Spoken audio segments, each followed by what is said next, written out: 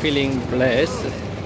Today 3000 square feet rooftops completing for making room for little monks or novice monks for International Buddhist Monk Training School in Vietnam.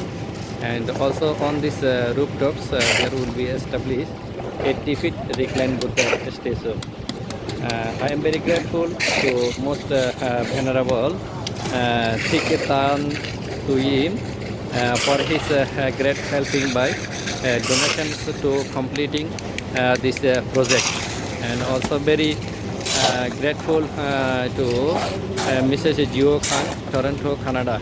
She also helping me for making room and for the temple. So I am very grateful both of them to helping